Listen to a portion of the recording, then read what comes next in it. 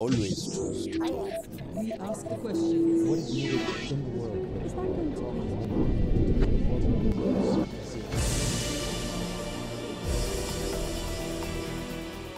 Maureen Cormack zvanično je postala ambasadorica Sjedinjenih Američkih Država u Bosni i Hercegovini 16.1.2015.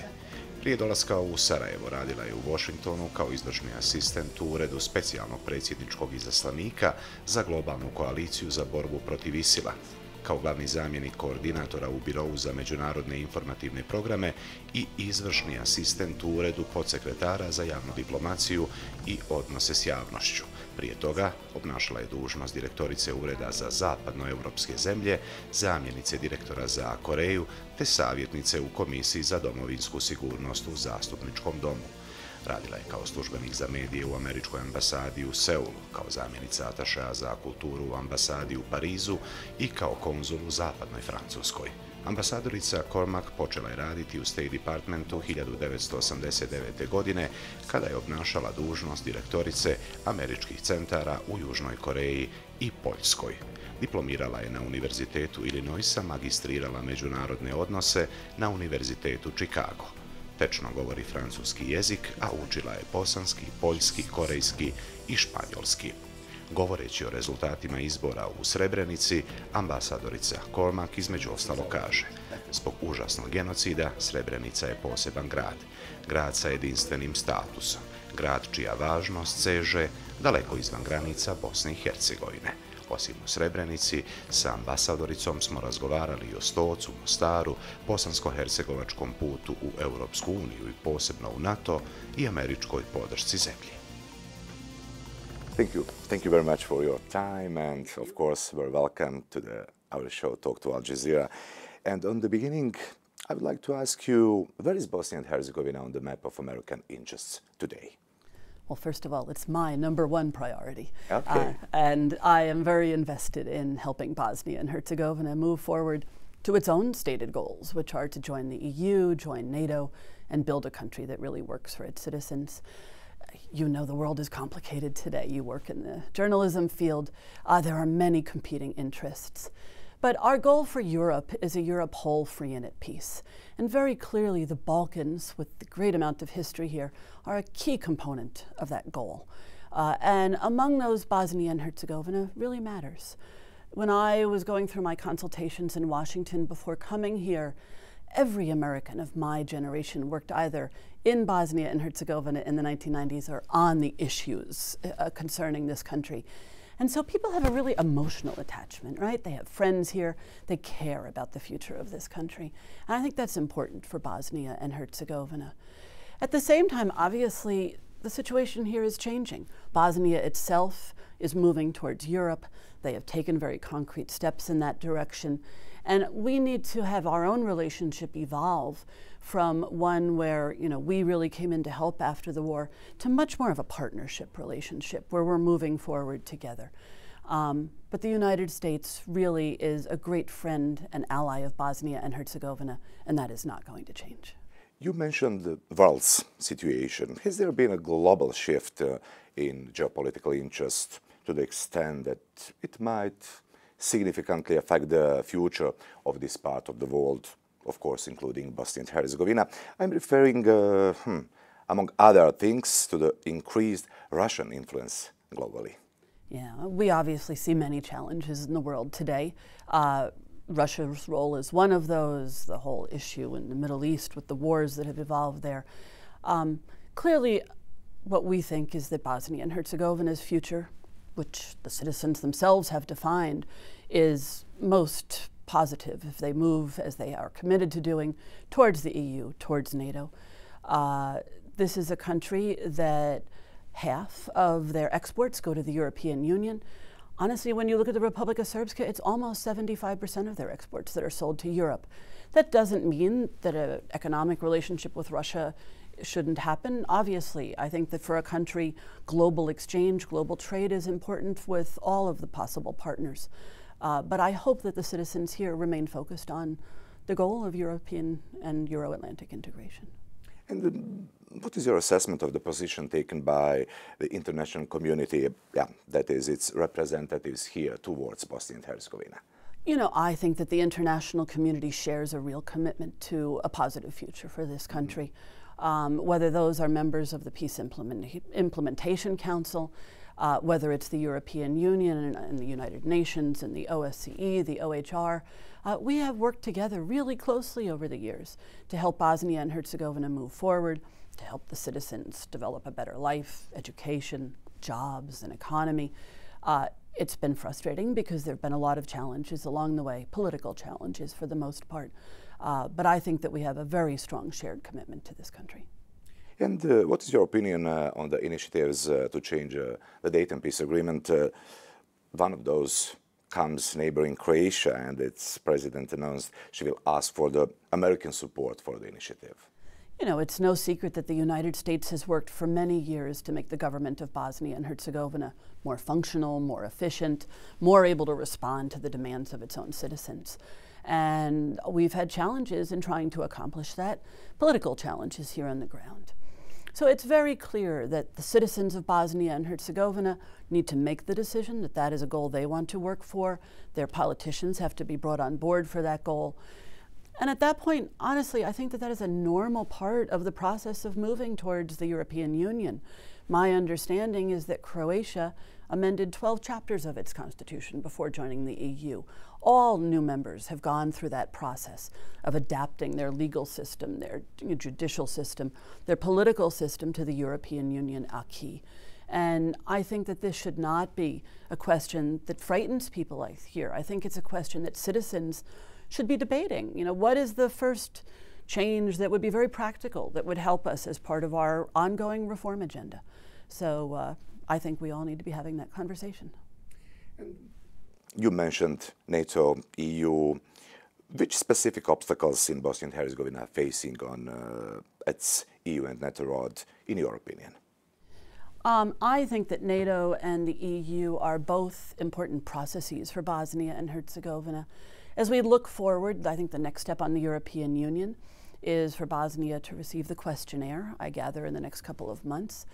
I hope that people will understand that at the same time as they tackle the process of answering the questions, the reform agenda itself needs to move forward, because it's the reform agenda and the implementation of laws in that agenda that will allow citizens to see concrete benefits, better salaries, lower taxes, you know, an economy that is beginning to move in a more modern direction. For NATO, I was in Brussels a few weeks ago and met with colleagues both at the European Union and at NATO. The next step for Bosnia and Herzegovina on that path is to complete the defense review by the deadline, which is November 30th, which was set by the presidency last summer before the Warsaw Summit. That defense review is what will provide a framework for NATO to partner with Bosnia and Herzegovina moving forward. And I think that's a really important next step. I hope it's one that will happen on time. We are meeting with the government regularly to try and support that process. Once that is done, what we hope is that from there will be an action plan where NATO partner countries can work with Bosnia and Herzegovina on the country's stated goals. These are the next things that we want to do. This is the modernization process that we want to undertake.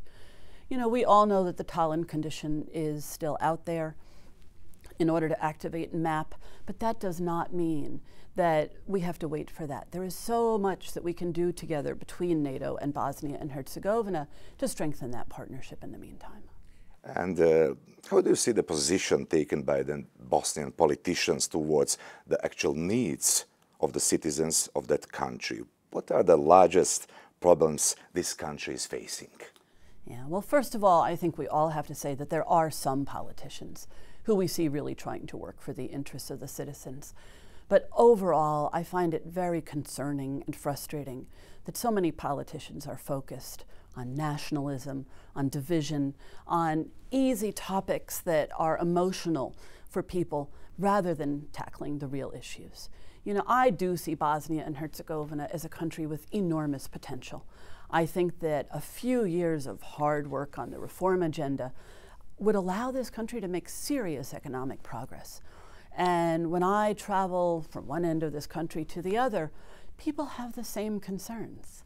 A good education for their children, jobs both for themselves and for their kids, an economy that is developing and moving forward, obviously a safe and secure environment.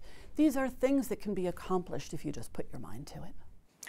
After the referendum in RS, the American embassy, among others, of course, stated that it expects the competent institutions, I'm reading, to address this issue in accordance with the law of Bosnia and Herzegovina while you evaluate appropriate consequences. What does this imply specifically? Well, as you know, and just to repeat this, the referendum was a direct violation of a constitutional court decision, and it was that active disregard for the court decision that we think was such a critical issue. Going forward, we do very strongly urge the institutions of Bosnia and Herzegovina to take up this issue. Going forward, these institutions need to own issues like this. At the same time, the U.S. government has a complicated process that involves a number of government agencies to assess these issues, and that process is ongoing. What is your view of the future of Srebrenici, especially after the tensions, rising after the elections in the town where the genocide was committed? I'm asking you this particularly since Bosniaks view the election results as a second fall of Srebrenici. Well, first of all, obviously the United States of America has been profoundly committed to Srebrenica, and that commitment is not going to waver going forward. The memorial center at Podršci, the memorial ceremony that takes place there every July 11th, these absolutely have to continue, and our commitment to that will remain as strong as ever. The terrible genocide of Srebrenica makes that a special city, a city with a unique status, a city that matters far beyond Bosnia and Herzegovina. And so for all of us, I think that this is an important time. I met with the mothers of Srebrenica Monday afternoon. I understand this is a really difficult point for them. I'm a mother myself. I have 3 children. What they went through is just so hard to even begin to comprehend. At the same time as we talk about moving Bosnia and Herzegovina forward, the institutions of this country have to be respected. And the Central Election Commission has now issued its decision. And so I think we all have to respect that decision. What matters is that the mayor of Srebrenica is the mayor for all the citizens of Srebrenica.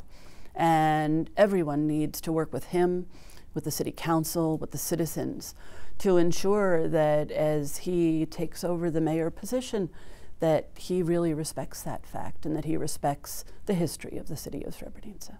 The elections in Stoc were interrupted, as you know. There's still no indication they would be held again. Where is this town on your list of priorities? You know, Stoc, obviously the elections there appear to have been, not at all what a democratic city should be holding. And Stoc cannot be allowed to become another Mostar. It cannot be a city that goes without elections. And so we think it's a very important priority that the Central Election Committee agree to take up this issue, that they assess the situation, and that Stoc have new elections this year. You mentioned the Mostar election have not been held in Mostar yet again. Situation in Stoc, along with Mostar, additionally, complicates relations not only within the Federation of Bosnia and Herzegovina, but within the entire country. How do we break out of these vicious circles? For all of these cities, but for other cities as well.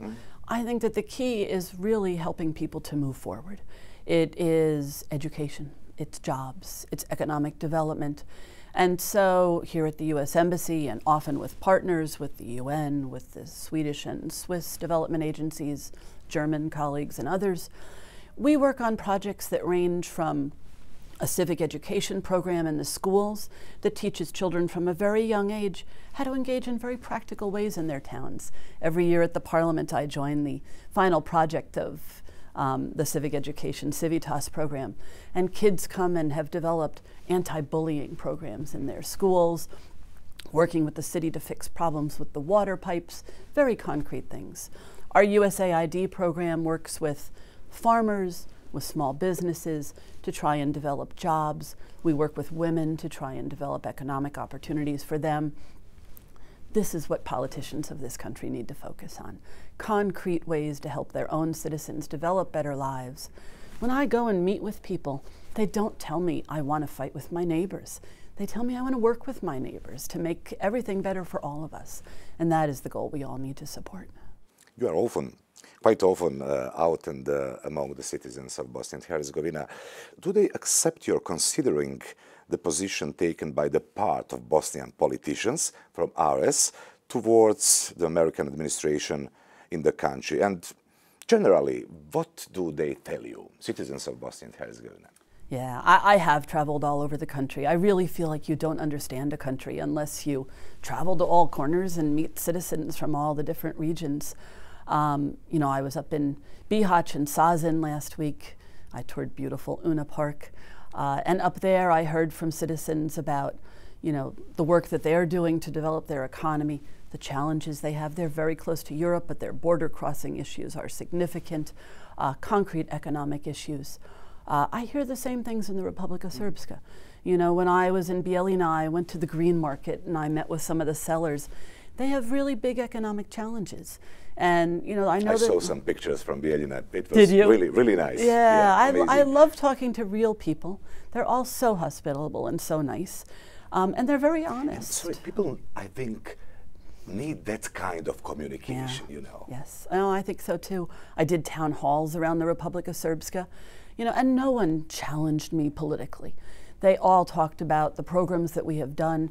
They're aware that somewhere between 40 and 50% of our USAID efforts have been in the Republika Srpska. I gave an agriculture speech up in Banja Luka recently as we have started our Farm at 2 project, which will be a multi-year project to help farmers across Bosnia and Herzegovina. So I really do think it's this kind of practical interchange that citizens are looking for. They're not looking for more politics. What young people tell you?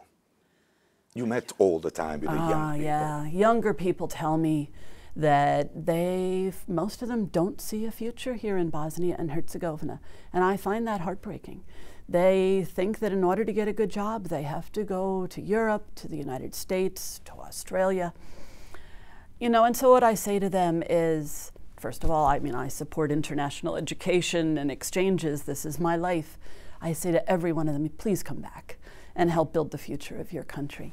But to do that, we need political leaders to build the economy that will allow them to stay here. So the other thing that we work in is this whole area of entrepreneurship, startup companies, incubators. Last night I was at the 1-year anniversary of Networks, one of these new startup support organizations in Banja Luka. I visited the Banja Luka Innovation Center. There's Intera down near Mostar. Young people have a lot of great ideas, but they need concrete support. They need some place to go and work. They need senior people to help them with a business plan. They need access to finance. They need a government that will provide them the freedom to do this. You know, one of the things that has made the whole entrepreneurship sector in the United States so great is that people can fail completely and start over. And this kind of flexibility is what the reform agenda is trying to build into the Bosnian economy. The ability to go bankrupt and start over again because you have a new idea and this time it's going to work. So I hope we can all work towards those goals. American elections, of course, are approaching. Which message is America sending, considering the fact there is a great chance it will be led by a woman in the upcoming period? I think our last few elections in the United States have been historic for us. We have our first African-American president in President Obama. We now have our first female candidate for president. So I think this has been a very positive process for our democracy. As a diplomat, as a US government official, we can't express political preferences. And so we're all looking forward to next Tuesday and seeing how the American people vote. I think what's important, whether you're talking about the United States or Bosnia and Herzegovina, is that elections be driven by the issues, the economy, what people want to see in the future of their country. And I hope that next week we'll see people vote on that basis. Thank you very much. Thank you so much.